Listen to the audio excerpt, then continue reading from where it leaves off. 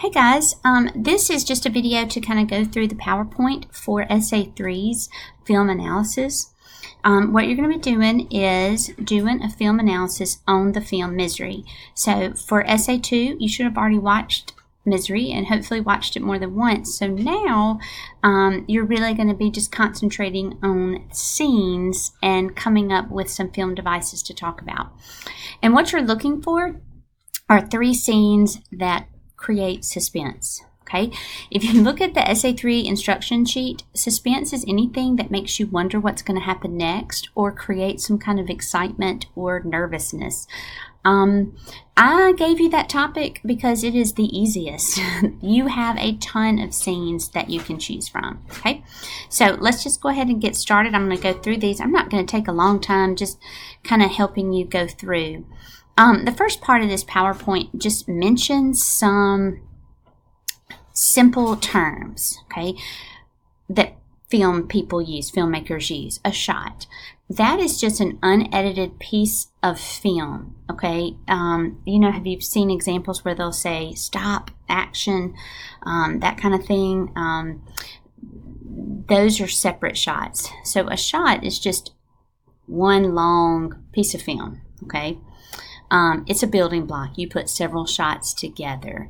It's the moment that the camera starts rolling until the moment it stops, okay? And it's really the footage between 2 edits or 2 cuts, okay? So if I talk about a shot, it's probably not a scene necessarily, because a scene would be a series of shots, okay? So just a real simple definition of a film term. And then I've given you a video there, top 10 continuous uninterrupted shots. The longer they are, the cooler they are because there's been no mistakes. So the producer, the director didn't have to stop it and then start it over again. So that's a quick little video you may want to watch. All right, a scene, which is what you'll be concentrating on. Those are a series of shots that together form either an episode or a unit. Okay, if you look at anything in a DVD, if you still watch those, they have lists of chapters or sometimes episodes. Those are going to be scenes. Okay. A montage is another type of shot or shots. It's where you have a large number of individual shots with no intention of creating a continuous reality. What these are simply trying to get you to understand time, okay? These are 2 examples, like the shower scene from Psycho, the original Psycho. Let's say that you're doing a film about a college student studying all night for an exam. If you filmed that would be, 8 hours of a student studying, which you're not going to want to see. Okay, that's too long. So a director will compress that into 4 minutes and put a bunch of different shots of the student studying, maybe drinking coffee, maybe, doing things that make you feel like you're watching that student study all night long. That's what a montage is. Okay, there's also parallel action. This is a type of shot where you have 2 or sometimes more separate actions, and you're being shown them at the same time. So they flip back and forth from one scene to the next, really. So it feels like you're watching 2 different scenes, maybe one from a house, maybe one from the backyard of that house, but it looks like you're watching it at the same time. This example that I put in here is actually from Silence of the Lambs, and probably the most famous example of parallel editing or parallel action that you'll see in film. Okay, so here's types of shots. And guys, these are things you're going to be picking out in your film to show. You're going to be identifying these film devices to say, hey, this type of shot was used in this scene to create suspense. So that's why I'm going through this video for you, so you can kind of understand what you're going to be talking about. Close-ups are big, and here's one of Misery. How do we know that Annie Wilkes is probably crazy? Close-ups. Okay, showing a part of the body, feeling the whole entire frame, a face, a hand, eye, or mouth. It focuses on detail, expression. This example from Psycho is huge because it shows her eye as she dies, so that's big. Any extreme close-up like that in the face really emphasizes or could create suspense. A long shot is the opposite. It's a full body shot. So instead of a close-up, it's really, really far away.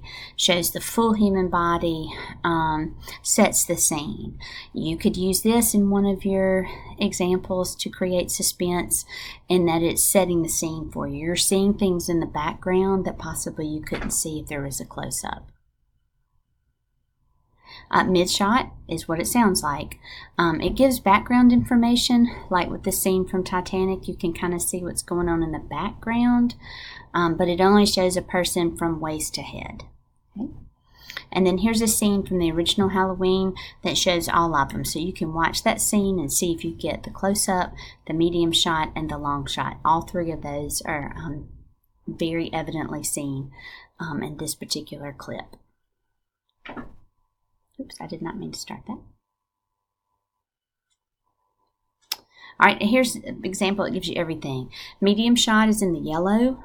A close-up is in the blue. An extreme close-up would be simply what's in the green, which would be his eye. And then, of course, the red is a long shot. Okay, so that's all of the shots we just talked about in one picture. Okay, another type of shot is a tracking shot. It's a single continuous shot made with a camera moving along the ground. Makes viewers feel like they're part of the action. It's like if somebody's walking, you're walking alongside with them.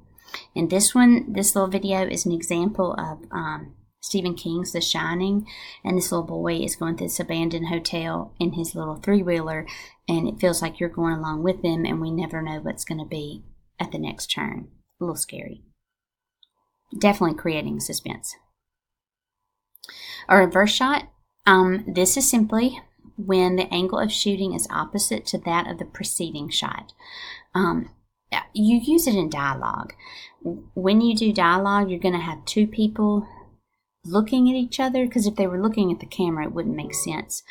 But they do this so it's easier for you to tell who's talking and how they're responding. And this is a clip from Misery that shows that. Subjective shot. This is when you see what the character sees. Okay, they are looking off camera. In other words, they're not looking at you, and they okay, see like how this kid that just showed up on the video right here, he's not looking at the camera, he's looking off. The very next shot that comes with this video clip is what he's looking at, okay? So it creates suspense because they're looking at something and they look really freaked out, and so the next scene you see it. So you become that character. That is a subjective shot. I'm trying to go to the next slide without actually starting the video.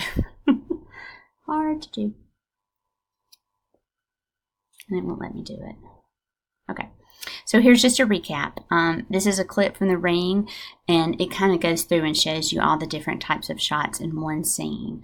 So it kind of shows you how all of these shots can work together to create a particular moment of suspense in your film. So this is a really good clip to watch as well. All right, let's look at camera movement.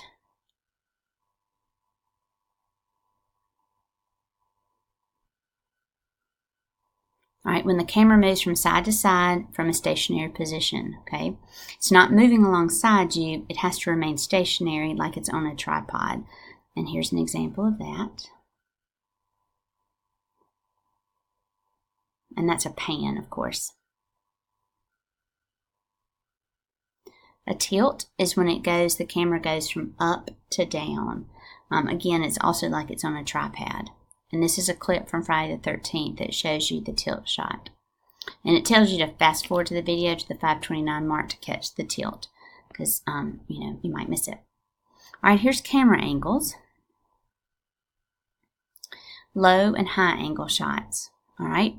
In this picture, he has a high angle shot which shoots down at a subject. So what it does is makes them look small, powerless, and makes them look vulnerable. A low angle is where the camera is below, like it's below Annie's face here shooting up at her. Makes her look bigger, powerful, dominating. So low and high angles are very interesting and easy to use when talking about suspense. And here's an example. This is Stephen King's Carrie, and it shows the mom is shown from low angle to show her power, and then you'll notice Carrie has the high angle. It makes her look very powerless and inferior. Okay, sound, super important, just like with trailers.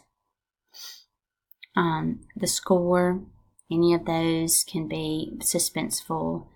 I'm going to go pretty quickly through here because to me sound is the easiest one. How does it create suspense? Well, that's kind of obvious. Sound effects, the voiceover, the narration, which you won't see that much in actual clips from the movie. We're not talking about trailers anymore. Lighting is another one that's huge that you'll have a lot to deal with here. Key lighting is pretty much your main light. Lights up a scene. These gives you lots of examples of that. Let's see. High key lighting is bright. Okay, it doesn't give you a lot of shadows. Low key lighting is what you want to look for. If you see a lot of things in shadow, you can't quite make it out, so it seems really scary and kind of suspenseful. Fill light, they fill in shadows that are not illuminated by key light. All right, and this shows you that. Fill light, you see the you have the lamp right there, and of course you have some kind of light that's coming down from the front there. Backlight, this is what gets kind of, really creepy with horror movies. Lights out is a good example. It's where the light is simply coming from behind or below. There's some more examples of backlighting. General lighting is outside lighting. Sometimes it can be misleading that you'll have that kind of light, but something sinister is about to happen.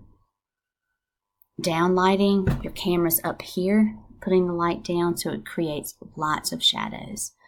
Up lighting does the same, kind of really the same effect, and you get a lot of different shadows as well.